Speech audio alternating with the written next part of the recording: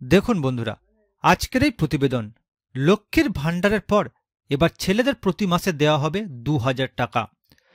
তো বন্ধুরা, ছেলেদের প্রতি মাসে কিভাবে 2000 টাকা করে দেওয়া হবে চলুন বিস্তারিত জেনে নেওয়া যাক।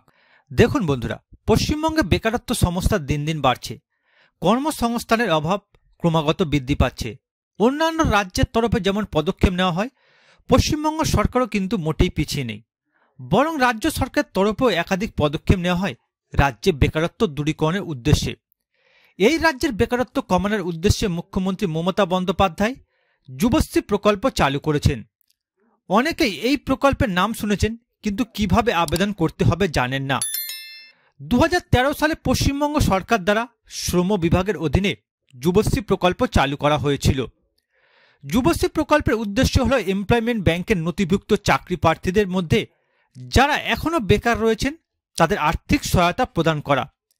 যুবশ্রী প্রকল্পে আবেদনকারী ব্যক্তিদের পশ্চিমবঙ্গ রাজ্য সরকারের তরফ থেকে প্রত্যেক মাসে 1500 টাকা থেকে 1600 টাকা করে দেওয়া হচ্ছিল, যা নতুন অর্থবর্ষে 2000 টাকা করে দেওয়া হয়েছে। নতুন অর্থবর্ষের জন্য রাজ্য সরকারের তরফ থেকে মোট 200 কোটি টাকা বরাদ্দ করা হয়েছে। যুবশ্রী প্রকল্পে কিভাবে আবেদন করবেন, আবেদন করতে ডকুমেন্ট কি লাগবে জেনে নিন। এবার দেখুন বন্ধুরা, যুবশ্রী প্রকল্পে কারা আবেদন করতে পারবে।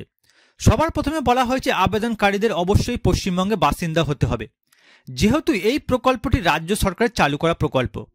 2 নম্বরে বলা হয়েছে আবেদনকারী ব্যক্তিদের বয়স অবশ্যই 18 থেকে 45 বছরের বয়সের মধ্যে হতে হবে এবং ন্যূনতম 8ম শ্রেণী পাস করতে হবে। 3 নম্বরে বলা হয়েছে এমপ্লয়মেন্ট ব্যাংকে নিজের নাম নথিভুক্ত করাতে হবে। 4 নম্বরে বলা হয়েছে এছাড়া কেন্দ্রীয় বা রাজ্য সরকারের কর্মসংস্থান প্রকল্পের অধীনে কোনো ঋণ বা আর্থিক সহায়তা নেওয়া চলবে না।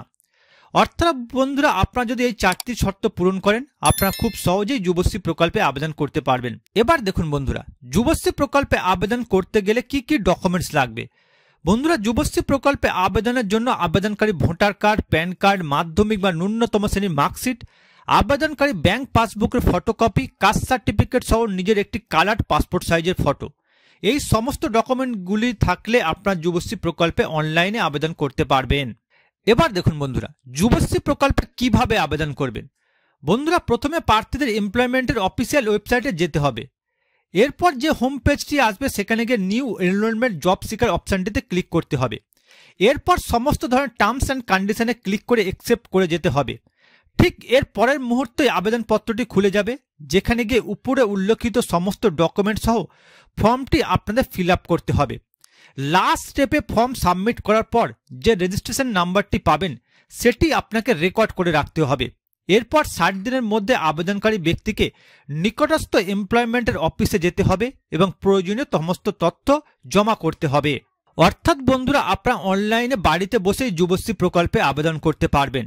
আর বন্ধুরা, যুবশ্রী প্রকল্পে আবেদন করার পর আপনারা একটি ফর্ম পাবেন। সেই ফর্মটি বন্ধুরা আপনাদের নিকটস্থ এমপ্লয়মেন্টের অফিসে গিয়ে জমা দেবেন। আর একবার জমা দেওয়ার পর আপনার নাম যদি যুবশ্রী প্রকল্পে এসে যায়, তাহলে বন্ধুরা আপনার প্রতি মাসে রাজ্য সরকারের কাছ থেকে অ্যাকাউন্টে টাকা পাবেন।